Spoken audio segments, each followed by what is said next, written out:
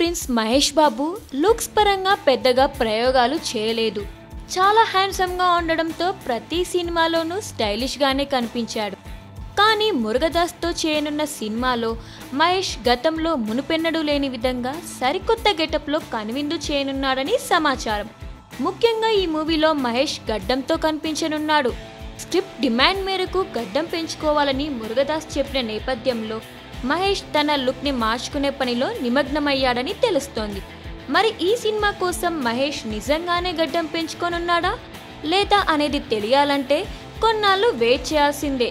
కాగా తెలుగు, తమిళం 2 భాషల్లో ఏకకాలంలో షూటింగ్ జరుపుకోనున్న ఈ సినిమాలో మహేష్ సరసన బాలీవుడ్ బ్యూటీ పరిణీతి చోప్రా హీరోయిన్గా నటిస్తోంది. హరీష్ జయరాజ్ సంగీతం అందిస్తున్న ఈ మూవీలో ఎస్జే సూర్య విలన్గా నటిస్తున్నాడు. ఓ సోషల్ మెసేజ్ నేపథ్యంలో రూపొందుతున్న ఈ మూవీ త్వరలోనే సెట్స్ పైకి వెళ్లనుంది.